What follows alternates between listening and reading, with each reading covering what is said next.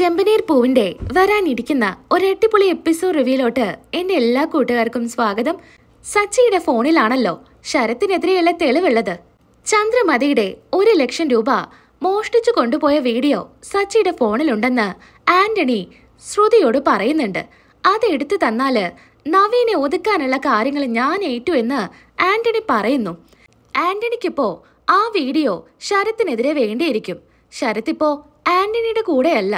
ആന്റണി രേവതിയെ അടിച്ച കാരണം ശരത്തിന് ആന്റണിയോട് ദേഷ്യമായിരിക്കും. അതോടുകൂടി ശരത്ത് നന്നാവുന്നുണ്ട്.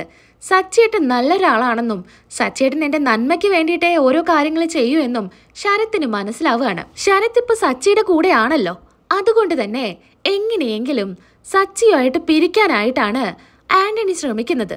അതിനെതിരെ ആന്റണിയുടെ കയ്യിൽ ആകെക്കൂടെയുള്ളത് ആ ഒരു വീഡിയോ സച്ചിയുടെ പക്കലുണ്ടെന്ന് അറിയാവുന്നത് മാത്രമാണ്. അതിനൊരു ഇരയാക്കി എടുക്കുന്നത് ശ്രുതിയായിരിക്കും. ശ്രുതിയെ കൊണ്ട് എങ്ങനെയെങ്കിലും ആ ഫോൺ എടുപ്പിക്കണം. അതിനായിട്ട് ഇടയ്ക്കിടയ്ക്ക് വിളിച്ച് ഇങ്ങനെ സംസാരിക്കുന്നുണ്ടാവും ആന്റണി. അവസാനം പല രീതിക്കും ശ്രുതി ശ്രമിക്കുന്നുണ്ട്. വീട്ടിൽ വെച്ചൊന്നും സച്ചിയുടെ ഫോൺ എടുക്കാൻ പറ്റില്ല എന്ന് ശ്രുതിക്ക് മനസ്സിലാവുന്നു. അങ്ങനെ ഇരിക്കെയാണ് ശ്രുതിയുടെയും വെഡിങ് ആനിവേഴ്സറി വരുന്നത്. അത് ഗംഭീരമായിട്ട് ആഘോഷിക്കുന്നുണ്ട്. ഒരു ഹാളിൽ വെച്ചാണ് ആഘോഷിക്കുന്നത്. ശ്രുതിയാണെങ്കിൽ ഇപ്പോൾ ഒരു ബിസിനസ്സുകാരനാണല്ലോ. അതുകൊണ്ട് ബിസിനസ് പാർട്ട്നേഴ്സിനെ എല്ലാം വിളിക്കുന്നുണ്ട്. അവരെയൊക്കെ വെച്ചാണ് ഈ ഫംഗ്ഷൻ നടത്തുന്നത്. അതിനിടയിൽ എങ്ങനെയെങ്കിലും സച്ചിയെ കുടിപ്പിച്ച് ഫോൺ കൈക്കലാക്കാം എന്നായിരിക്കും ശ്രുതി തീരുമാനിക്കുന്നത്. അങ്ങനെ സച്ചി എങ്ങനെയെങ്കിലും കുടിക്കണം. സച്ചിയോടാണെങ്കിൽ രേവതിയും അതുപോലെ ചന്ദ്രമതിയും രവിയൊക്കെ പറഞ്ഞു കാണും കുടിക്കരുത്, ആ പാർട്ടിയിൽ ഒരു പ്രശ്നം ഉണ്ടാക്കരുതെന്ന്. അതിൻ പ്രകാരം സച്ചിയെ കുടിക്കാതിരിക്കാൻ രേവതി ശ്രമിക്കുന്നുണ്ട്. എപ്പോഴും സച്ചിയെ ഓർമ്മിപ്പിക്കുന്നുണ്ട്, അച്ഛൻ പറഞ്ഞത് മറക്കണ്ട, സച്ചിയേട്ടൻ കുടിക്കരുതെന്ന്. അങ്ങനെ പാർട്ടിക്കിടയിൽ സച്ചി കുടിക്കുന്നുണ്ടായിരിക്കില്ല. കുടിപ്പിക്കാനായിട്ട് പല രീതിക്കും കൂടെയുള്ളവര് ശ്രമിക്കുന്നുണ്ടായിരിക്കും. എന്നാ സച്ചി ആദ്യമൊന്നും അതിൽ വീഴുന്നുണ്ടായിരിക്കില്ല. പിന്നീട് ഒരു ബിസിനസ് പാർട്ടി ആണല്ലോ, അതുകൊണ്ട് തന്നെ ശ്രുതി കുടിക്കുന്നു, ശ്രീകാന്തും കുടിക്കുന്നു. അപ്പോഴും സച്ചി പറയുന്നത് അച്ഛൻ പറഞ്ഞതല്ലേ നമ്മളോട് കുടിക്കണ്ടെന്ന്, എന്നിട്ട് നിങ്ങൾ എന്തിനാ കുടിച്ചേ എന്നായിരിക്കും. എന്നാ വീണ്ടും വീണ്ടും ഓരോരുത്തർ വന്ന് സച്ചി ഇറിറ്റേറ്റ് ചെയ്ത് സംസാരിക്കുമ്പോൾ സച്ചി ആകെ കൂടെ ടെൻഷൻ അടിച്ച് ഒരു ഗ്ലാസ് അങ്ങ് കുടിക്കുന്നു. ഇത് നമ്മുടെ ശ്രുതി കാണുന്നുണ്ട്. അതോടുകൂടി ശ്രുതിക്ക് സന്തോഷാവുന്നു. കള്ളു കുടിച്ച് ബോധമില്ലാതായിട്ട് വേണം ഫോൺ എടുക്കുക എന്നാണ് ശ്രുതിയുടെ പ്ലാൻ. കൂടെ മീരയും ഉണ്ടായിരിക്കും സഹായത്തിനായിട്ട്. അങ്ങനെ സച്ചിയും ശ്രീകാന്തും സുധിയും നല്ല കുടിച്ച് ബോധമില്ലാതെയായിരിക്കും വീട്ടിലോട്ട് വരുന്നത്. രേവതിക്ക് അങ്ങ് ദേഷ്യം വരുന്നുണ്ട്. കുടിക്കണ്ടായെന്നും പറഞ്ഞിട്ടും കുടിച്ചല്ലോ എന്ന് ആലോചിച്ച് വല്ലാത്ത ദേഷ്യത്തിലായിരിക്കും രേവതി. അങ്ങനെ വീട്ടിലോട്ട് വരുന്ന വഴിക്കില് എല്ലാവരും ലിഫ്റ്റിൽ കയറും. ഈ സമയത്ത് സച്ചിയുടെ ഫോൺ പതിയെ എടുക്കുന്നുണ്ട് പോക്കറ്റിൽ നിന്ന്. എന്നിട്ട് നേരെ ഇടുന്നത് സുധിയുടെ കോട്ടിന്റെ പോക്കറ്റിലായിരിക്കും. എല്ലാവരും ബോധമില്ലാതെ ആയിരിക്കും വീട്ടിലോട്ട് കയറി ചെല്ലുന്നത്. അതോടുകൂടി രവി പറയുന്നുണ്ട്, നിങ്ങളോടല്ലേ ഞാൻ കുടിക്കണ്ട എന്ന് പറഞ്ഞേ, എന്നിട്ട് നിങ്ങൾ കുടിച്ചില്ലേ, അതുകൊണ്ട് പുറത്ത് തന്നെ നിൽക്കാനായിട്ട്. എന്നാ ചന്ദ്രമതി പറയുന്നുണ്ട്, സുധി ഉള്ളിലോട്ട് കയറ്റി രവിയേട്ടാ. ഓ, അപ്പൊ നിനക്ക് സുധി മാത്രമേ ഉള്ളൂ, ബാക്കിയുള്ളവരൊന്നും നിന്റെ മക്കളല്ലേ?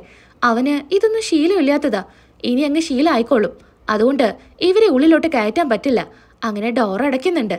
എന്നാ ശ്രുതിക്കൊരു സമാധാനം ഉണ്ടായിരിക്കില്ല. ശ്രുതിയുടെ പോക്കറ്റിലല്ലേ ഫോണ്, അതെങ്ങനെയെങ്കിലും കൈക്കലാക്കണമല്ലോ. ശ്രുതി ഉറങ്ങാതിരിക്കുന്നുണ്ട്. എല്ലാവരും ഉറങ്ങിയതിന് ശേഷം പതിയെ പോയി ശ്രുതിയുടെ പോക്കറ്റിൽ നിന്ന് ആ ഫോൺ എടുക്കാമെന്ന് കരുതിയിട്ട്. എന്നാ സച്ചിയും രേവതിയും കഥകിന് അപ്പുറവും ഇപ്പുറവും ഇരുന്ന് സംസാരിക്കുമായിരിക്കും ഓരോന്നൊക്കെ പറഞ്ഞ്. അങ്ങനെ എന്തായാലും അന്നത്തെ ദിവസം ഫോൺ എടുക്കാൻ പറ്റില്ല. അങ്ങനെ പിറ്റേ ദിവസം ശ്രുതി ഉള്ളിലോട്ട് കയറ്റുന്നു. ആ സമയത്ത് ശ്രുതി നേരെ കോട്ടെല്ലാം ഊരി വെച്ച് ബാത്റൂമിലോട്ട് കയറുന്നുണ്ട്. അപ്പോൾ ആ ഫോൺ കൈക്കലാക്കുന്നു. നേരെ കൊണ്ടു കൊടുക്കുന്നുണ്ട് ആന്റണിയുടെ കയ്യിൽ. അതിനു മുൻപേ ശ്രുതി തന്നെ ആ വീഡിയോ സ്വന്തം ഫോണിലോട്ട് സെൻഡ് ചെയ്ത് കാണും. എന്നിട്ട് ആന്റണിയോട് പറയുന്നുണ്ട്, ഇപ്പൊ നിങ്ങൾ പറഞ്ഞതുപോലെ ഞാൻ കാര്യങ്ങളെല്ലാം ചെയ്തു. അത്രയും കഷ്ടപ്പെട്ടിട്ടാ സച്ചിയുടെ ഫോൺ ഞാൻ എടുത്തത്. ഇനി ആ പിയുടെ കാര്യം താൻ ഏറ്റോളണം. ഇനി അവനായിട്ട് എനിക്കൊരു ശല്യം ഉണ്ടാക്കരുത്. ശ്രുതി, ഇനി എന്തായാലും താൻ പേടിക്കണ്ട. അവന്റെ കാര്യത്തില് ഞാൻ തീരുമാനം എടുത്തോളാം. ഇനി അവന്റെ ചീത്ത സമയം തുടങ്ങാൻ പോവാ. ഇനി നിന്നെ ശല്യം ചെയ്യാനായിട്ട് അവൻ നിന്റെ പക്കലോട്ട് വരില്ല എന്ന് ആന്റണി വാക്കു കൊടുക്കുന്നു. ഫോണ് കിട്ടിയതില് വല്ലാത്ത സന്തോഷത്തിലാണ് ആന്റണി. എന്നാൽ നമുക്ക് ഇപ്പൊ തന്നെ ഈ വീഡിയോ സോഷ്യൽ മീഡിയയിൽ ഇട്ടാലോ എന്ന് കൂടെയുള്ള കൂട്ടുകാരൻ ചോദിക്കുന്നുണ്ട്. ഏയ്, അതൊന്നും പറ്റില്ല. ഇതിൽ എൻ്റെ ഫേസൊക്കെ ഉണ്ട്. ഇത് എഡിറ്റ് ചെയ്ത് എല്ലാം ഓക്കെ ആയതിനു ശേഷം വേണം ഇത് സോഷ്യൽ മീഡിയയിൽ ഇടാൻ. നമ്മുടെ ആരുടെ അക്കൗണ്ടിലൊന്നും ഇടാൻ പറ്റില്ല. അതുകൊണ്ട് ഒക്കെ ശ്രദ്ധയോട് കൂടി വേണം ചെയ്യാൻ. അങ്ങനെ സത്യങ്ങളെല്ലാം എല്ലാവരും അറിയാനായിട്ട് പോവുക. പിന്നീട് കാണിക്കുന്നത് പിറ്റേ ദിവസം സച്ചി ഫോൺ തിരയുന്നതാണ്. എവിടെ നോക്കിയിട്ടും ഫോൺ കാണുന്നുണ്ടായിരിക്കില്ല. എവിടെ പോയെന്നറിയില്ല. സച്ചിയുടെ ഓർമ്മയിൽ താനത് പോക്കറ്റിൽ തന്നെയാണ് ഇട്ടിരിക്കുന്നത്. അതെടുത്ത് ശ്രുതി കൈക്കലാക്കിയതൊന്നും സച്ചി അറിയുന്നില്ലല്ലോ. എല്ലായിടത്തും തിരയുന്നു. രേവതിയും സച്ചിയും ഒരുപോലെ തിരയുന്നുണ്ട്. എവിടെയും കാണുന്നുണ്ടായിരിക്കില്ല. രവി തിരയുന്നത് കാണുമ്പോൾ ചോദിക്കുന്നുണ്ട്, അച്ഛാ എൻ്റെ ഫോൺ പോയി, എവിടെയാണെന്ന് അറിയില്ല. ഇവിടെ തന്നെ കാണുവടാ. അല്ല, ഞാൻ ഇവിടെയൊക്കെ നോക്കിയതാ. എന്തായാലും നീ ആ പാർട്ടി നടന്ന ആ സ്ഥലത്തൊന്ന് പോയി നോക്ക്. ഇത് കേട്ട് വരുന്ന ചന്ദ്രമതിയും പറയുന്നുണ്ട്, അത് ശരിയാ, ലെക്ക് കെട്ടല്ലേ ഇന്നലെ കയറി വന്നത്. ഫോണൊക്കെ എവിടെയെങ്കിലും കൊഴിഞ്ഞു പോയി കാണും. അങ്ങനെ സച്ചി മഹേഷിനെയും കൂട്ടി ഹാളിലോട്ട് പോകുന്നുണ്ട്. അവിടെയൊക്കെ തിരയുന്നു. അവിടെയൊന്നും ഉണ്ടായിരിക്കില്ല. അവിടെ പറഞ്ഞ് ഏൽപ്പിക്കുന്നുണ്ട്, ഒരു ഫോൺ കിട്ടിയാൽ തരണമെന്നും പറഞ്ഞ് വീട്ടിലോട്ട് വരുന്നുണ്ട്. വലിയ സങ്കടത്തിലാണ് സച്ചി വരുന്നത്. രേവതി ചോദിക്കുന്നുണ്ട്, ഫോൺ കിട്ടിയോ എന്ന്. ഇല്ല രേവതി, അവിടെയൊക്കെ തിരഞ്ഞു. ഇനിയിപ്പോൾ എവിടെയാ ഫോൺ പോയെന്ന് അറിയില്ല. സാരമില്ലടാ, നീ ടെൻഷൻ അടിക്കാതിരിക്കുക. ഫോണല്ലേ, നമുക്ക് വേറെ വാങ്ങിക്കാം എന്ന് രവി പറയുന്നു. നീ ഒരു കാര്യം ചെയ്യേ, എൻ്റെ ഫോൺ എടുത്തോ. അയ്യോ അതൊന്നും വേണ്ടച്ചാ. അങ്ങനെ സച്ചി റൂമിലോട്ട് പോകുന്നുണ്ട്. സച്ചേട്ടാ സങ്കടപ്പെടാതിരിക്കുക, ഫോണല്ലേ, അതൊക്കെ നമുക്ക് റെഡിയാക്കാവുന്നതല്ലേ ഉള്ളൂ. അതൊന്നും പറ്റില്ല രേവതി. അതിനുള്ളിൽ എന്താ? അല്ല, നമ്മുടെ ഫോട്ടോസൊക്കെ ഇല്ലേ, നമ്മുടെ ഫംഗ്ഷൻ എടുത്ത്, അതാണോ കാര്യം? അതെല്ലാം വർഷയുടെ കയ്യിലുണ്ട്. അവളോട് അത് എൻ്റെ ഫോണിലോട്ട് അയച്ചു തരാനായിട്ട് പറയാം. പിന്നെ തൽക്കാലം സച്ചേട്ടൻ എൻ്റെ ഫോൺ എടുത്തോ. അതൊന്നും വേണ്ട, അതിനുള്ളിൽ ഒരു ഇമ്പോർട്ടൻ്റ് ആയിട്ടുള്ള കാര്യമുണ്ട്. സച്ചേട്ടൻ എന്താ പറയുന്നേ? എനിക്കൊന്നും മനസ്സിലാവുന്നില്ല. അതൊന്നുമില്ല. എന്നാലേ ഞാൻ ഇറങ്ങാൻ നോക്കട്ടെ. ബാഗില് ഡ്രസ്സെല്ലാം ആക്കുന്നത് കാണുമ്പോൾ രേവതി ചോദിക്കുന്നുണ്ട്, എങ്ങോട്ടാ സച്ചേട്ടാ? ഇന്ന് ഒരു ലോങ് ട്രിപ്പ് ഉണ്ട്, അങ്ങോട്ട് പോവാ. സച്ചേട്ടാ ഫോണും കൂടെ ഇല്ലാത്തതാ, ഇത് വേണോ? സച്ചേട്ടൻ ഇന്ന് എൻ്റെ ഫോണെങ്കിലും കൊണ്ടുപോ. വേണ്ട രേവതി, അത് നിന്റെ കയ്യിൽ തന്നെ വെക്ക്. നിനക്കിപ്പോൾ പൂവിൻ്റെ ഓർഡറൊക്കെ വരുന്നതല്ലേ. ആരെങ്കിലും വിളിച്ചു കഴിഞ്ഞാൽ നിന്നെ കിട്ടാതിരുന്നാ അത് പ്രശ്നാ. അതുകൊണ്ട് അതൊന്നും വേണ്ട. സച്ചേട്ടാ എനിക്കൊരു സമാധാനം ഉണ്ടായിരിക്കില്ല. ഇത്രയും ലോങ് ട്രിപ്പ് പോകുന്നതാ. ഞാൻ ആരുടെ ഫോണിലേക്കാണ് വിളിക്കുക സച്ചേട്ടനെ കിട്ടാനായിട്ട്? അത് ഞാൻ തന്നെ വിളിച്ചോളാം. ഒന്നല്ലെങ്കിൽ കസ്റ്റമറുടെ ഫോണിൽ നിന്ന് വിളിക്കാം, അല്ലെങ്കിൽ പുറത്തുനിന്ന് എവിടെന്നെങ്കിലും ഞാൻ നിന്നെ വിളിച്ചോളാം. നീ ടെൻഷൻ അടിക്കാതിരിക്കുക. അങ്ങനെ ഇറങ്ങുന്നുണ്ട്. രവി ചോദിക്കുന്നുണ്ട്, എങ്ങോട്ടാടാ? വന്ന് കയറിയപ്പോഴേ പോകുന്നേ. എനിക്കൊരു വാടകയുണ്ട്, അപ്പോൾ അതിനായിട്ട് പോവാ എന്നും പറഞ്ഞ് സച്ചി ഇറങ്ങുന്നുണ്ട്. സച്ചിക്കൊരു ഫോൺ വാങ്ങി കൊടുക്കണമെന്ന് രേവതി തീരുമാനിക്കുന്നു. ഇതിനായിട്ട് ദേവുവിനെ വിളിക്കുന്നുണ്ട്. ദേവു, സച്ചിൻ്റെ ഫോൺ കാണാതായി. എത്രയും വേഗം സച്ചിനൊരു ഫോൺ വാങ്ങി കൊടുക്കണം. നല്ല ഏതെങ്കിലും ഫോൺ ഉണ്ടെങ്കിൽ നീ ഒന്ന് പറ. എത്ര രൂപ വരും ഒരു ഫോണിന്? നല്ലൊരു ഫോൺ കിട്ടണമെങ്കിൽ 10,000, 15,000, 20,000 ഒക്കെ കൊടുക്കണം ചേച്ചി. അത്രയൊക്കെ കൊടുക്കണോ? അത് ഒരു 1-2 വർഷമൊക്കെ പോകണ്ടേ? അപ്പം അത്രയും വിലയൊക്കെ കൊടുക്കണം.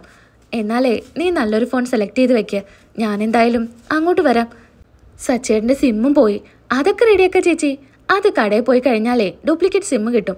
അത് വാങ്ങിക്കാം, അതൊന്നും കുഴപ്പമില്ല. എന്തായാലും സച്ചേട്ടൻ വരുമ്പോഴേക്ക് നമുക്ക് ഫോണും സിമ്മൊക്കെ റെഡിയാക്കി കൊടുക്കാം എന്ന് ദേവു പറയുന്നു. അങ്ങനെ സച്ചിക്ക് ഫോൺ വാങ്ങിക്കാനായിട്ട് രേവതി പോകുന്നുണ്ട്. കയ്യിൽ അത്ര പൈസയൊന്നും കാണില്ല. പൂ കിട്ടുന്ന ചേച്ചിമാരോട് കാര്യങ്ങൾ പറയുമ്പോൾ അവരുടെ കയ്യിലുള്ള കുറച്ച് പൈസയൊക്കെ തരുന്നുണ്ട്. ബാക്കിയെല്ലാം കൂട്ടി വെച്ച് രേവതി സച്ചിക്ക് ഫോൺ വാങ്ങിക്കുന്നുണ്ട്. അങ്ങനെ ദേവുവും ലക്ഷ്മി അമ്മയും രേവതിയും കൂടെ സംസാരിക്കുകയാണ്.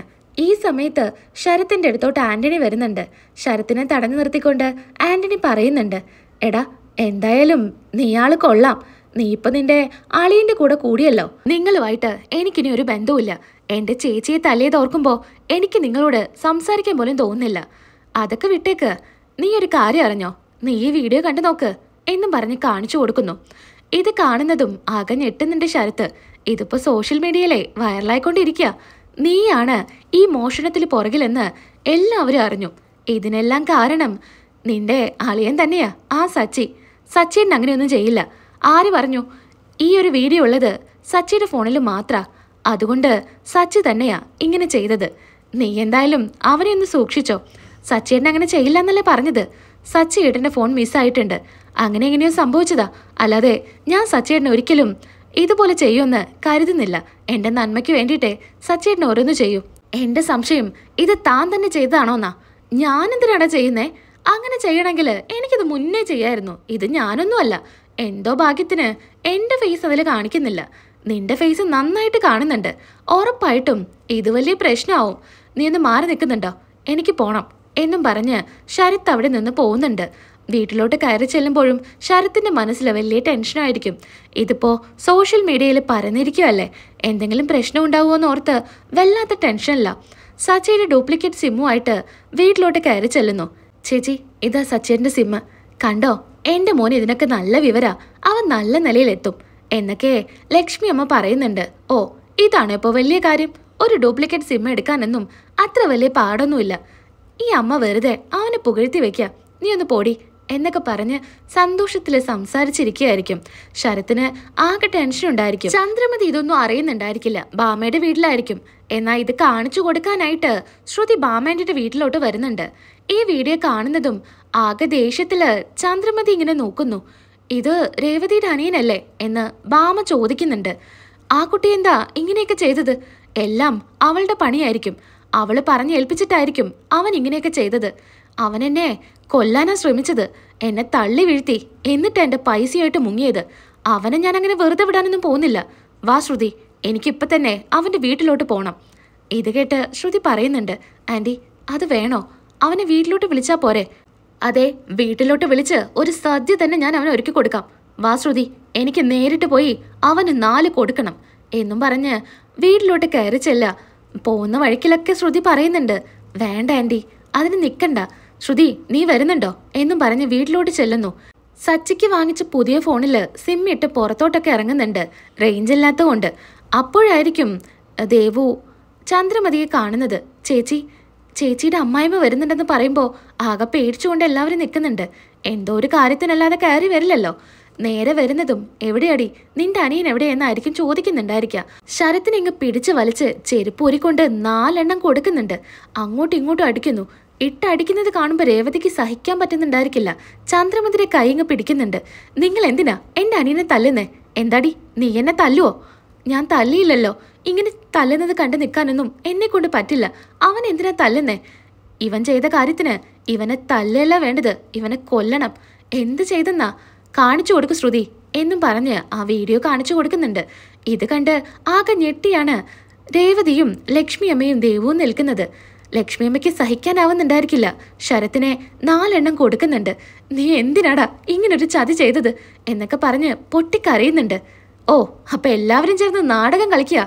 എൻ്റെ പൈസയും മോഷ്ടിച്ച് ഇവനെ ഇപ്പൊ സപ്പോർട്ട് ചെയ്ത് സംസാരിക്കുകയാണോ? നീ എന്നെ തല്ലാൻ ഓങ്ങി അല്ലേടി? അമ്മേ, അങ്ങനെയല്ല. ഇവൻ ഇങ്ങനൊരു തെറ്റ് ചെയ്തുവെന്ന് എനിക്കറിയില്ലല്ലോ. ഇവനെ ഇങ്ങനൊരു തെറ്റ് ചെയ്യാൻ പ്രേരിപ്പിച്ചത് നീ ആയിരിക്കും. എവിടെയടി എൻ്റെ പൈസ? മര്യാദയ്ക്ക് എൻ്റെ പൈസ താടി. ഇവനെ ഇങ്ങനെ വെറുതെ വിടാനൊന്നും പറ്റില്ല. അമ്മേ, ഒന്നും ചെയ്യല്ലേ. അവൻ അറിയാതെ ചെയ്തതായിരിക്കും. അറിയാതെ ചെയ്യുന്നോ ഇവനോ? ഇനി നീ എൻ്റെ വീട്ടിലോട്ട് വരരുത്. നിന്റെ സ്ഥാനം എൻ്റെ വീടിൻ്റെ പടിക്ക് പുറത്താ. ഇനി എൻ്റെ മകൻ്റെ ഭാര്യയാണെന്നും പറഞ്ഞ് എൻ്റെ വീടിൻ്റെ പടി ചവിട്ടിയാൽ ഈ ചന്ദ്ര ആരാണെന്ന് നീ അറിയും. ഇവനെ ഇങ്ങനെയൊന്നും തല്ലിയിട്ടൊന്നും കാര്യമില്ല. ഇവനെ പിടിച്ച് പോലീസിൽ ഏൽപ്പിക്കണം. അങ്ങനെ ശരത്തിനെ വലിച്ചഴച്ച് കൊണ്ടുപോവുക. രേവതിയും ദേവുവും കൂടെ ചെല്ലുന്നുണ്ട്. ശരത്തിനെ ഇങ്ങോട്ട് പിടിച്ച് വലിക്കുന്നുണ്ട്. അപ്പൊ ചന്ദ്രമതി അങ്ങോട്ട് വലിക്കുന്നു. കരഞ്ഞുകൊണ്ട് കെട്ടിപ്പിടിക്കുന്നുണ്ട് ശരത്തിനെ. പോലീസിലൊന്നും പറയല്ലേ, അവന്റെ ഭാവി പ്ലീസ് എന്നൊക്കെ പറഞ്ഞ് രേവതിയും ദേവും പൊട്ടിക്കരയുക. എന്നാൽ ചന്ദ്രമതി പിടിച്ച് ബലമായിട്ട് വലിക്കുന്നുണ്ട്. വീടിന്റെ ഓണറും അയൽവാസികളും എല്ലാവരും വരുന്നുണ്ട്. അവസാനം എല്ലാവരും കൂടുന്നുണ്ടെന്ന് കാണുമ്പോൾ ശ്രുതി പറയുന്നുണ്ട് ആൻറ്റിയോട്, ആൻറ്റി വീട്, ആൻറ്റി ഒരു പ്രശ്നം ഉണ്ടാക്കല്ലേ, ആളുകളൊക്കെ കൂടിയിരിക്കുക. അങ്ങനെ ആ വീടിന്റെ ഓണർ പറയുന്നുണ്ട്, നിങ്ങൾ എന്താ കാണിക്കുന്നേ? വീട്, ഓ നിങ്ങളുടെ വീട്ടിൽ ഇതുപോലെ ഇവൻ ചെയ്താല് നിങ്ങൾ ഇവനോട് ക്ഷമിക്കോ? എൻ്റെ പൈസയെ മോഷ്ടിച്ചത്. നിങ്ങൾക്ക് ഇതുപോലെ എന്തെങ്കിലും ചെയ്യണമെങ്കിൽ എൻ്റെ വീട്ടിൽ വെച്ച് ചെയ്യരുത്, നിങ്ങൾക്ക് പുറത്ത് എങ്ങോട്ടെങ്കിലും പോവാം എന്നും പറഞ്ഞ് ചന്ദ്രമതിയെ വഴക്ക് പറയുന്നു. അങ്ങനെ ശ്രുതി ചന്ദ്രമതിയെ പിടിച്ചോണ്ട് പോകുന്നുണ്ട്. ഞാൻ നേരെ പോകുന്നതേ പോലീസ് സ്റ്റേഷനിലോട്ടാ. നിന്നെ ഞാൻ വെറുതെ വിടുന്ന് നോക്കണ്ടടാ എന്നൊക്കെ പറഞ്ഞാണ് ചന്ദ്രമതി പോകുന്നത്. ആകെ സങ്കടത്തിലാണ് ശരത്തും വീട്ടിലെല്ലാവരും ഇരിക്കുന്നേ. ഇവൻ എന്തൊക്കെയാ ചെയ്തേ എന്നൊക്കെ പറഞ്ഞ് പൊട്ടിക്കരയുന്നുണ്ട് ലക്ഷ്മി അമ്മ. അങ്ങനെ രേവതി ആ സത്യം അറിയുന്നുണ്ട്.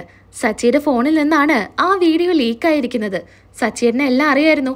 അന്ന് കൈ തല്ലി ഒടിച്ചതും ഈ ഒരു കാര്യം കൊണ്ടാണെന്ന് എല്ലാവരും അറിയുന്നു. അന്ന് സച്ചിയോട് മോശമായിട്ട് പെരുമാറിയതും രേവതിയൊക്കെ വഴക്ക് പറഞ്ഞതൊക്കെ അവരോർത്ത് സങ്കടപ്പെടുന്നുണ്ടായിരിക്കും.